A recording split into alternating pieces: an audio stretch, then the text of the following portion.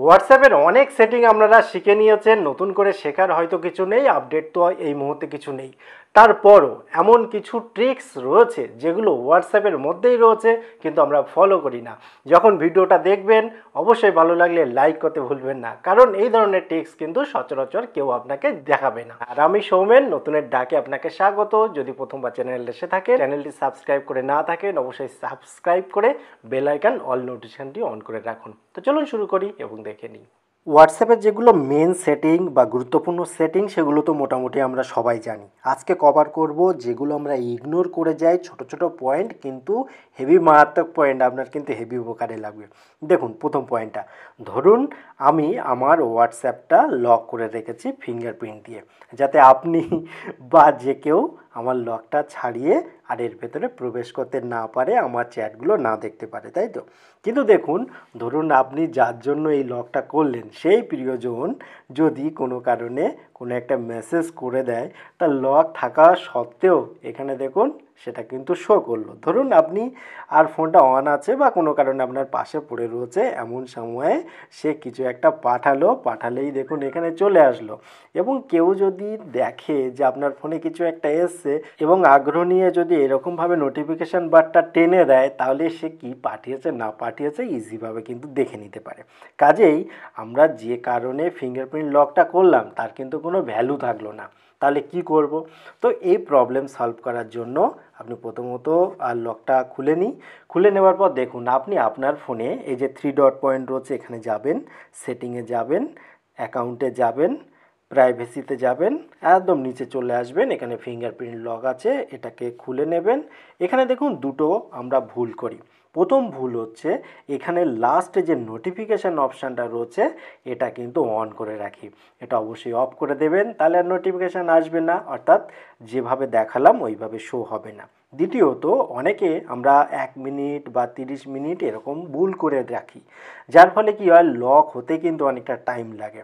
তো অবশ্যই ইমিডিয়েটলি করে দেবেন, তাহলে সুবিধা কি, আপনি যখন হোয়াটসঅ্যাপ ব্যবহার করছেন তখন তার কোনো অসুবিধা হচ্ছে না।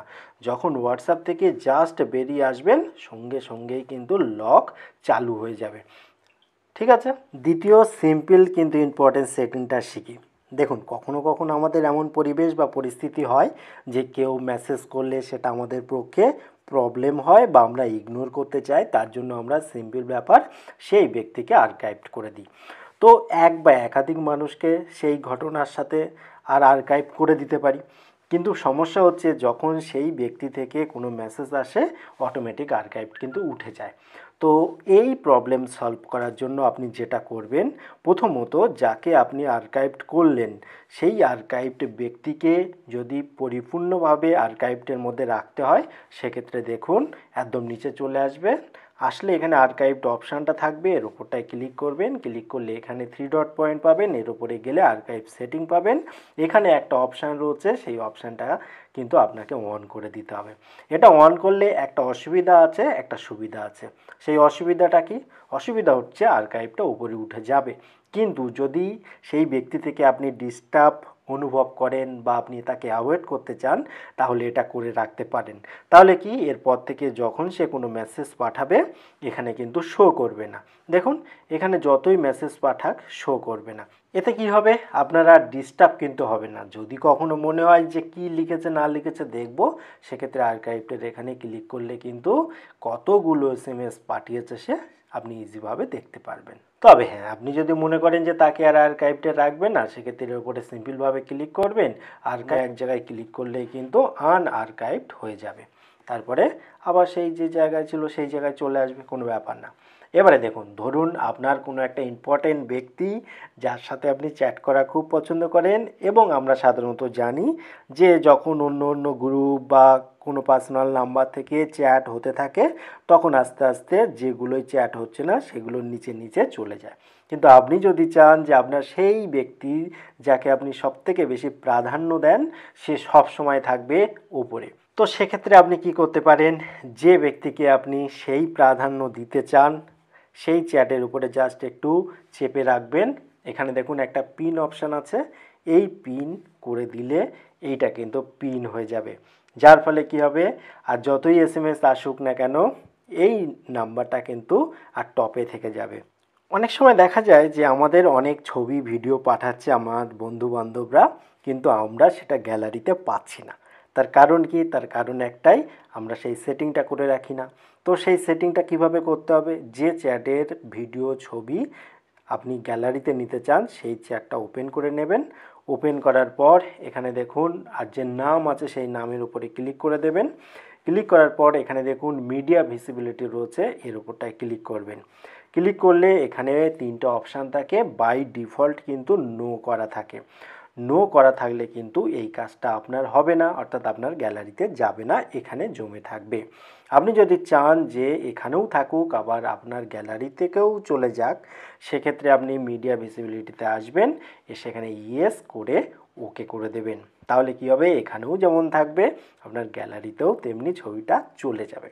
এবারে দেখুন, ইম্পর্টেন্ট একটা কথা আপনাকে বলি, এটা কিন্তু অনেক কাজে লাগবে, ব্যবহার করবেন। সেটা হচ্ছে অনেক সময় হয় কি যে আমরা এমন অজানা অচেনা ব্যক্তির সাথে চ্যাট করে থাকি যাদেরকে আমরা ক্ষণস্থায়ী মানে অল্প সময়ের জন্য তাদের সাথে চ্যাট করতে হয়। হতে পারে কি আপনি হয়তো কোথাও থেকে কোনো কিছু জিনিসপত্র কিনবেন, বা সেলস বয়, সেলস গার্ল, বা আপনি কোথাও থেকে কম্পিউটার ইত্যাদি ইত্যাদি কিনছেন, তাদের সাথে সাময়িক কিছু কথাবার্তা হচ্ছে। তো সেক্ষেত্রে আপনি কিন্তু ডিসঅ্যাপিয়ারিং মেসেজ এর সুবিধা নিতে পারেন। এই জায়গাটায় আপনি ক্লিক করে এখানে দেখুন অফ অন করার অপশান রয়েছে। আপনি যদি এটাকে অন করে দেন তাহলে কি সুবিধা হবে? এই ব্যক্তির সাথে যখন আপনি কথা বলবেন, এখানে দেখুন এই মেসেজটা কিন্তু চলে আসলো, তাতে কি যায় আসে? কারণ আপনি তো এই ব্যক্তির সাথে দীর্ঘ সময় কথা বলতে চান না বা প্রয়োজন হবে না। সেক্ষেত্রে যে সুবিধা হবে, আপনারা যে চ্যাট করুন না কেন সেই চ্যাটের ভ্যালিডিটি থাকবে 7 দিন।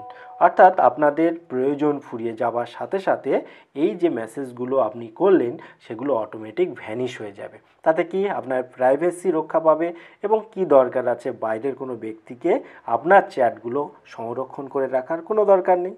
অনেক সময় হয় কি কোনো একটা বিষয় নিয়ে আপনার চিন্তার কারণ হয়ে গেল, অর্থাৎ কোনো একটা মেসেজ করেছিলেন অনেক আগে, সেটা মনে করতে পারছেন না, এবারে আপনি চাইছেন খুব তাড়াতাড়ি সেটাকে সার্চ করে বার করতে। তো এখানে তো বহু মেসেজ রয়েছে, কোথায় গিয়ে আর খুঁজে খুঁজে বেড়াবেন? তো আপনাকে কিচ্ছু করতে হবে না, এখানে দেখুন 3 ডট পয়েন্ট রয়েছে, এখানে এসে সার্চ অপশান রয়েছে। এই সার্চে এসে আপনার যে ইস্যু অর্থাৎ যেটা নিয়েই সমস্যা, দেখা গেল একটা নাম হতে পারে, সেক্ষেত্রে আপনি যাই হোক না কেন সেটা এখানে লিখবেন। লিখে দেখুন এখানে সার্চ অপশান রয়েছে, আপনি সার্চ করবেন, দেখুন সেই নামটা কিন্তু এখানে হাইলাইট হয়ে গেল এবং খুব সহজে আপনি খুঁজে পেয়ে গেলেন। এবং এটা যে শুধুমাত্র একজন ব্যক্তির ক্ষেত্রে তা কিন্তু নয়, আপনি চাইলে সকলের ক্ষেত্রে। এবং হোয়াটসঅ্যাপের যে মেন জায়গাটা চলে আসবেন, এখানে দেখুন অলরেডি উপরে সার্চ অপশান রয়েছে, এই সার্চে আসলে দেখুন এখানে অনেক রকম সার্চের অপশান রয়েছে, এবং খুব দ্রুত কিন্তু আপনি যেটা খুঁজে বার করতে চাইছেন, আপনার ফোনে হাজার কন্ট্যাক্ট নাম্বার থাকুক না কেন, হাজার হোয়াটসঅ্যাপ নাম্বার থাকুক না কেন, তার মধ্যে থেকে আপনি যেগুলো খুঁজতে চাইছেন সেইটা শুধু সার্চ করবেন, ইজিলি আপনি তাকে বা সেই তথ্যকে খুব সহজে কিন্তু পেয়ে যাবেন। ছোট ছোট ভুল আমাদের কিন্তু অনেক সময় সমস্যার কারণ হয়। যেমন একটা হলো এখানে কল, হোয়াটসঅ্যাপে আমরা কাকে কল করেছি, কখন কল করেছি, ইত্যাদি ইত্যাদি। তো এখানে যে ভিডিও কল বা ভয়েস কলগুলো রয়েছে, এগুলো কিন্তু আপনি চাইলে ডিলিট করে দিতে পারেন। তার জন্য আপনি কি করবেন, এখানেই দেখুন রয়েছে 3 ডট পয়েন্ট, এখানে যখন যাবেন এখানে দেখুন লেখা আছে ক্লিয়ার কল লক। তো ক্লিয়ার কল লগের উপরে ক্লিক করে এখানে ওকে করে দেবেন। ওকে করলে কিন্তু টোটাল যত ভিডিও কল হয়েছিল সেগুলো কিন্তু এখান থেকে আউট হয়ে যাবে।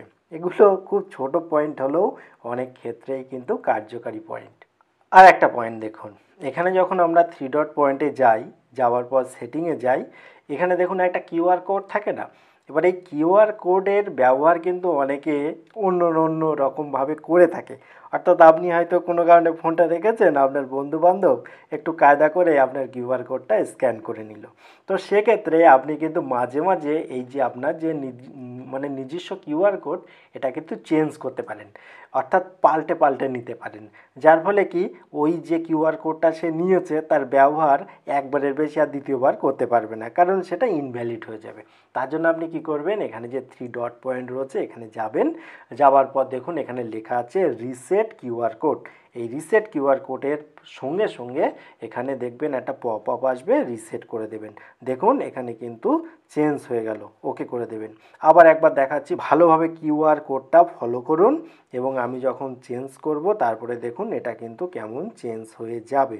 দেখুন, এই দেখুন চেঞ্জ হলো কি না। তো এইভাবে মাঝে মাঝে আপনি কিউআর কোড চেঞ্জ করবেন এবং এই ভিডিওটা আপলোড করার আগেই কিন্তু আমিও চেঞ্জ করে দেবো, যাতে আপনি এই কিউআর কোডের ব্যবহার না করতে পারেন। তো কোন পয়েন্টটা আপনার ভালো লাগলো অবশ্যই কমেন্ট করে জানাবেন এবং আপনার যদি এই বিষয়ে আরও কিছু জানার থাকে সেটাও লিখতে পারেন। ভিডিওটি কেমন লাগলো অবশ্যই কমেন্ট করে জানাবেন। আবার দেখা হবে পরবর্তী ভিডিওতে। ততক্ষণ ভালো থাকুন, সুস্থ থাকুন, বাই বাই।